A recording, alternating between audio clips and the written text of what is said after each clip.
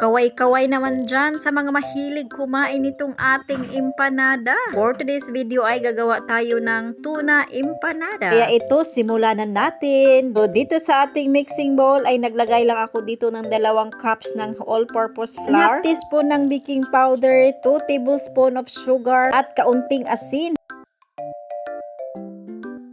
And then, 1/2 cup ng ating butter.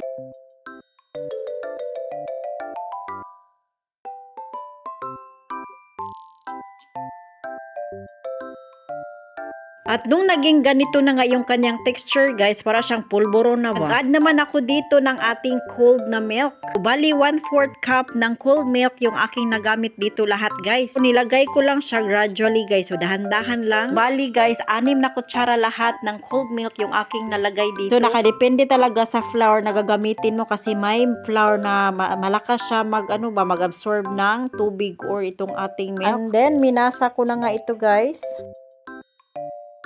Kapag ganito na nga ang hitsura ng ating dough ay okay na yan guys. Yung alam mo yun, yung parang mashed potato na siya ba. So okay na yan siya. Kaya takpan na natin siya o i-cover na natin siya ng kanang cling wrap at ilagay natin siya sa ref ng 1 oras. So habang naghihintay nga tayo ng 1 oras para ma-okay na yung ating ginagawang dough, gagawin ko naman dito itong ating pangpalaman or ating filling. So, gagamit lang ako dito ng tuna. Dito nga sa ating kawali ay nagisa lang ako dito ng sibuyas at saka bawang. Pagkatapos ay naglagay na din ako dito ng 1 kutsara ng tomato paste. Pagkatapos ay nilagay ko na din dito yung ating carrots at saka itong ating patatas. So, bali hiniwa ko lang siya ng maliliit na pa-cubes. Tinakpan ko na nga ito hanggang sa maluto itong ating mga gulay. Kung maluto na nga itong ating mga gulay ay sinunod ko namang nilagay itong ating tuna. So, 2 cans of tuna yung aking nagamit dito. Tapos ay naglagay na din ako dito ng pangtimpla. Kaunti lang naman kasi medyo may lasa naman itong ating tuna. So, kaunting paminta at asin. Pagkatapos ay nagdagdag na din ako dito ng kaunting dried na grapes or tinatawag natin na raisins. And pinatay ko na nga yung stove para naman lumamig na itong ating pangpalaman. So, nung makalipas nga 1 oras ay kinuha ko na nga itong ating dough. And then, gamit itong ating rolling pin ay finlat ko na tong ating dough.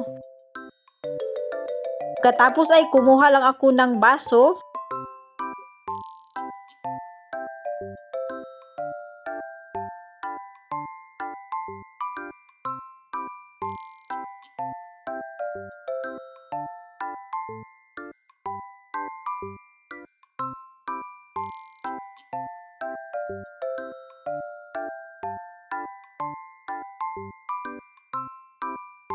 So, dahil nga wala akong ibang cheese sa bahay, ito lang yung available sa akin. Itong aking cheddar na cream cheese. Kaya ito na lang yung aking ginamit. Then, kumuha lang ako ng 1 kutsarang pangpalaman natin itong ating tuna.